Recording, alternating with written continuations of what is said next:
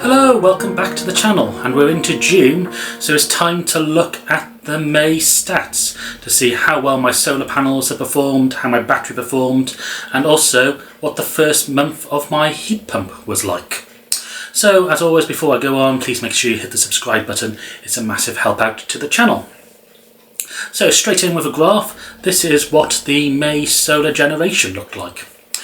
This is from a 4.65 kilowatt peak 12 Q-cell panels system on a south facing roof in Swansea, going down into a 5 kilowatt Solace inverter, and currently I have a 5 kilowatt hour pure drive battery. So as you can see, we've had quite a few days above 30 kilowatt hours generated. In fact, the best was at 32.2 kilowatt hours. But towards the end of the month we had some more cloudy days where the minimum of the month was shown, which was only 3.5 kilowatt hours. And the sum total for the month, so the total generation from that array, was 711.7 kilowatt hours. And if you have a look at this graph, you can see this is the third best month we've ever had since having our panels installed in August 2022. Right, so now let's look into some of the figures of our usage. So I still haven't had my CT clamp removed, so my heat pump is currently basically running off-grid import only, unless there is excess solar when it's running, which on the days when it has been running there hasn't been, so it's pretty much all grid usage, but I am getting that changed very soon. Okay, so this first number, we have now gone purely electric with the house. We've had our gas hob removed and had an induction hob instead. So this is just the house usage for our electricity. So we have consumed 226.68 kilowatt hours. So that's totally excluding the heat pump. That's just watching TV, cooking, general running of the house. Okay, so we've also been using some electricity for our heat pump. So into our heat pump we have put 12 kilowatt hours for heating the house, and the heat pump has output 44 kilowatt hours for in heating the house. So that was running this month at a COP of 3.666 recurring. I should say that this 12 and 44, this is from the control panel for the heat pump, and it's only to those two significant figures, so there's quite a lot of rounding error in there, so I suspect it's actually probably closer to 4 kilowatt hours like it was in April. For hot water we put in 62 kilowatt hours, but we only got 99 out, which means the COP for just heating hot water is only 1.6, so there's something not right with our heat pump. So I've contacted Octopus and they're going to be sending somebody out to have a look at it. It could be that the immersion heater in it is not working correctly or kicking in too early, and that's why our efficiency is so low. So that means effectively we've had to put 74 kilowatt hours in on top of that 226 that we've used this month. So it's about 300 kilowatt hours we've used this month in total. It's also interesting just to see that we basically use 2 kilowatt hours every night just to heat our hot water.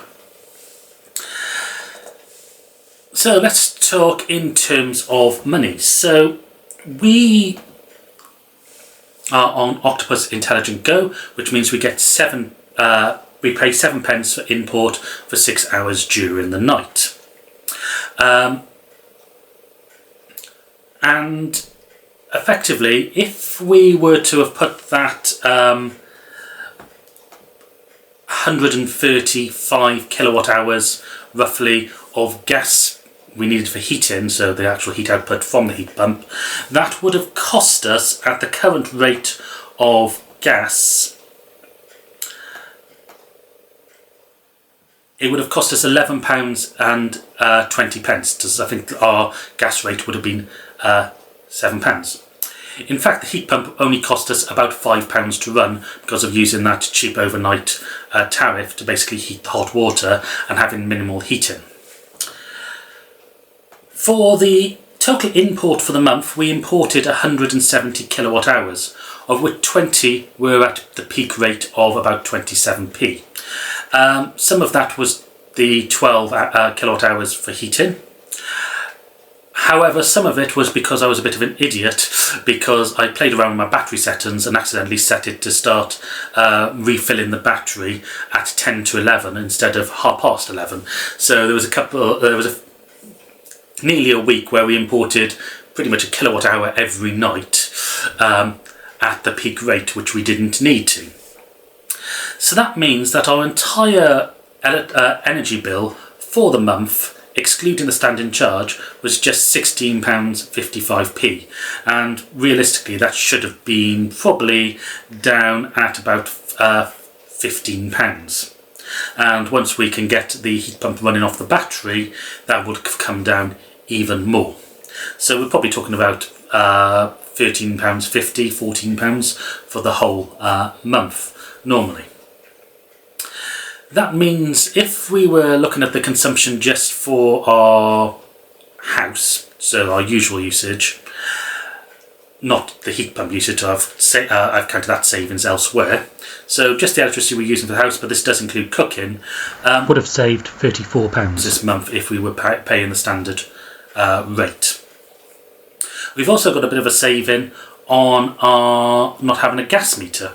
So we had the gas meter removed when we had the heat pump installed, and that means we're saving 31p a day, which is total £7.75 for the month. So if we add the saving from our house usage of electricity, which is £51, the savings we had for using the heat pump, which actually amounts to about £5 or £6, and also our SEG. So we exported which is our export, we exported over 600 kilowatt hours this month at 15p per kilowatt hour, which means Octopus have paid us £90.87. So we add that to and the gas meter savings means that this month we have saved £141.87, which is, if you look at this graph, the most we've ever paid back on our systems.